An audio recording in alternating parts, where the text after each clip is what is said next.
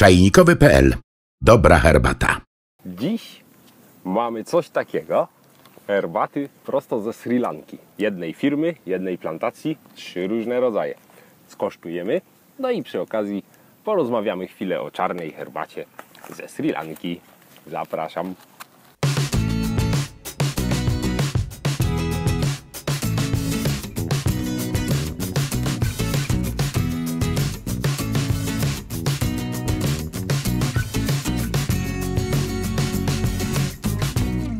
Witam Was bardzo serdecznie.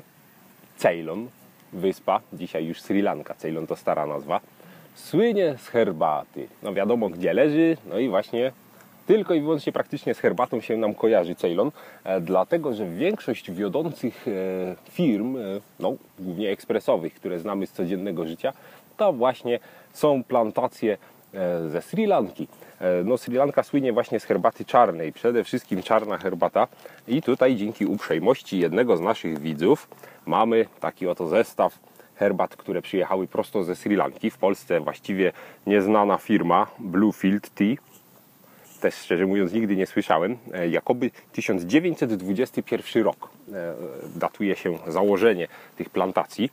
Bardzo jestem tego ciekaw. Mamy 3, jest to ta sama herbata z tej samej plantacji, ten sam rodzaj i w ogóle, tylko że różnią się gradacją i rodzajem PKE, BOP i OP.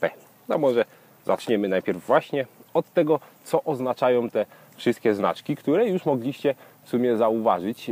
No już o tym mówiliśmy kiedyś, ale przybliżmy jeszcze raz.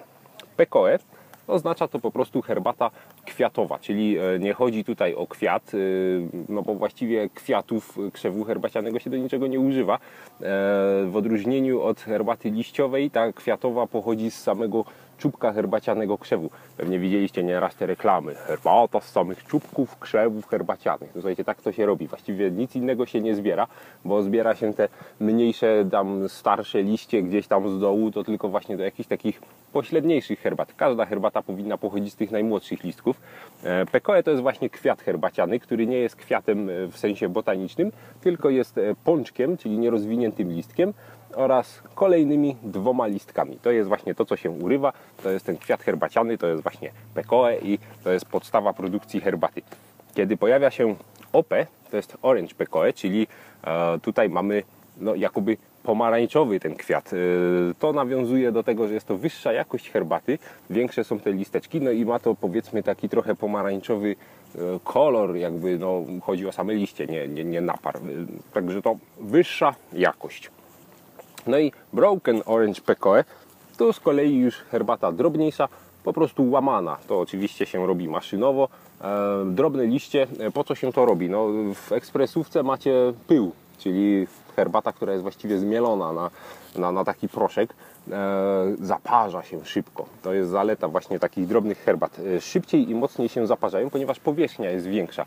Jeśli mielibyśmy herbatę w całym liściu, musimy parzyć ją dłużej. Ona się musi otworzyć, z tego liścia musi wyjść wszystko. Kiedy te listki są drobne, może nie całkiem taki proszek herbaciany, ale kiedy no, jest to no, pomielone po prostu, połamane, parzy się to szybciej, ponieważ no, powierzchnia jest większa. To już tam z fizyki każdy będzie wiedział.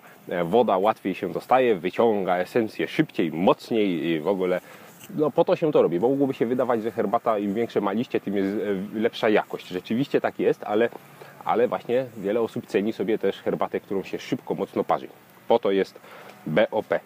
Tutaj jak widzimy jest właśnie OP. Klasa OP. Jak widać duże liście z lekkim takim pomarańczowym, jak mówiłem, gdzieniegdzie no, pobłyskiem, kolorem. Przebija się taki purpurowy głównie kolor żyłek na liściach, fragmentów tutaj krawędzi listków. Bardzo przyjemny, wyrazisty kolor. Naprawdę fajnej jakości herbata. Spójrzmy na zwykłą PKE. Liście mniejsze, nie ma już tutaj tego pomarańczowego koloru tyle. Mają taki właściwie no, szarawy, matowy pobłysk gdzieniegdzie. Mam nadzieję, że to nie jest oznaka, że jest zwietrzała. No nie, raczej nie, bo wygląda bardzo świeżo i zdrowo. Przyjemna, ale no, już na sam pierwszy rzut oka widać różnicę. No i oczywiście BOP, herbata no nie można powiedzieć, że bardzo drobna, ale drobniutka. No, wszystko posiekane, pomielone. No i będzie się szybko i mocno parzyła. Zaraz sobie to zresztą zaparzymy, ale najpierw dwa słowa o samej Sri Lance, o Ceylonie. Skąd tam się w ogóle wzięła herbata? Z tym się wiąże zabawna historia, ponieważ Brytyjczycy postanowili sobie tam hodować herbatę. Tyle, że był to taki, powiedzmy, efekt końcowy ich całych prób z hodowlą w ogóle na tej wyspie, ponieważ zaczęli od kawy i kakao. Próbowano tam również uprawiać chinowiec, żeby uzyskiwać chininę, która w tamtych czasach była bardzo popularna i bardzo potrzebna, ponieważ jedyny w sumie znany lek na malarię, a malaria w czasach kolonialnych męczyła wielu ludzi. No ale wszystko się nie udało. Był jeden pan, który sobie założył tam plantację herbacianą. Malutką plantacyjkę. Wszyscy się z niego śmiali. Na herbatę nie ma zbytu. I uprawiano chinowce. Uprawiano kakaowce. Okazało się, że zjadły to jakieś robaki. Później zaczęto uprawiać kawę. Okazało się, że zjadła to jakaś pleśń, czy jakiś grzyb, który atakuje te rośliny. No, a pan, który zaczął od herbaty, ciągle uparcie produkował herbatę. W niewielkiej jeszcze ilości.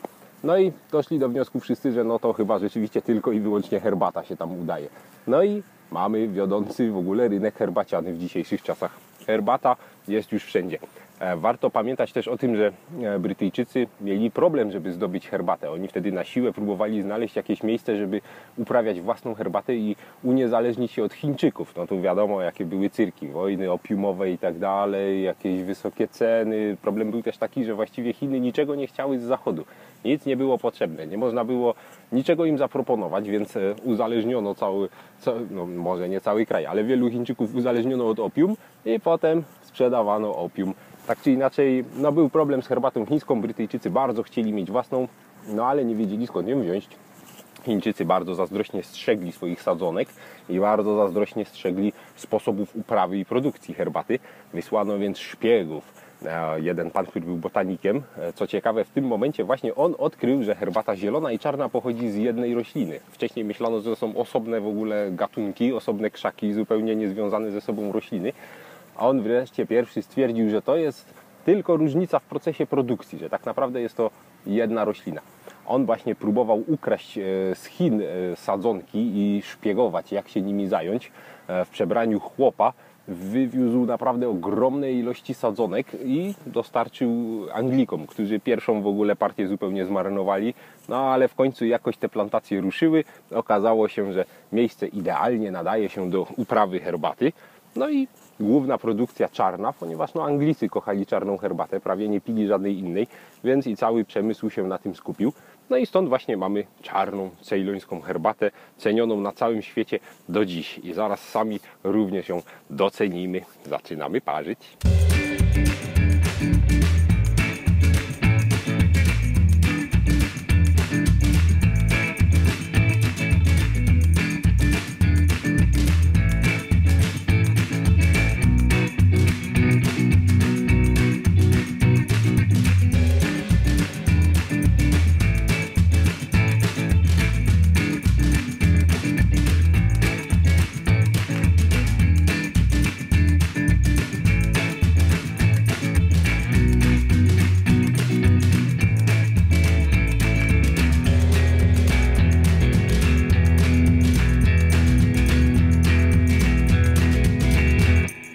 Jak widzicie, sam napar różni się już od siebie wyglądem, tak samo jak liście się różniły. Wszystko jedna herbata. Od czego by tu zacząć? Może od Pekoe, trochę najpośredniejsza, taka powiedzmy pospolitsza odrobinkę, ale generalnie zapowiada się bardzo wyrafinowanie, bo to w sumie prosto z Ceylonu, coś spoza naszego polskiego rynku.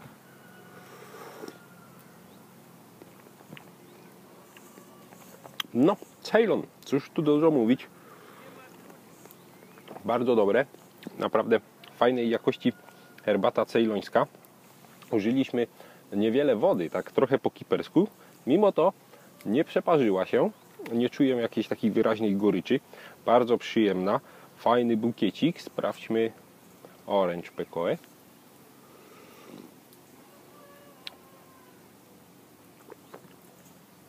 Szczerze mówiąc bardzo podobna w smaku.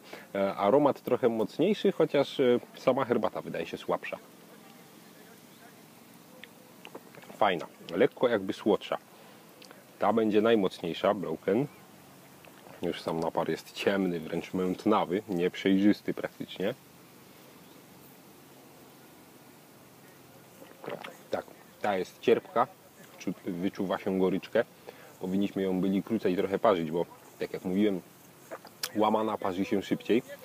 Lekko się przeparzyła, ale generalnie myślę, że z dodatkiem cukru i cytryny byłaby idealna, bo właśnie po to najczęściej jest Broken Orange PKE. Mocny napar, żeby go po prostu przyprawiać. Angielski, pod mleczko, idealnie.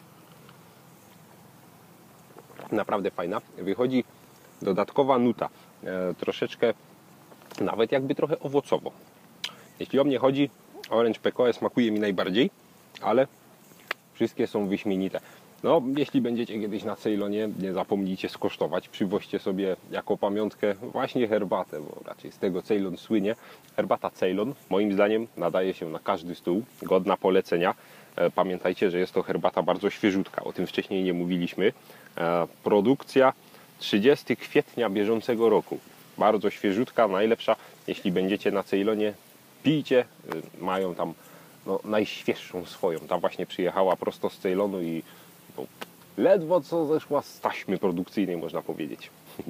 To tyle, co na temat ceylońskich herbat. Gdybyście mieli jakieś uwagi, ciekawostki lub jakieś swoje herbaty, które z Ceylona piliście, albo skądkolwiek, piszcie do nas o tym, dzielmy się wrażeniami, a tymczasem zaglądajcie na naszą stronę czajnikowy.pl i do zobaczenia w kolejnych odcinkach.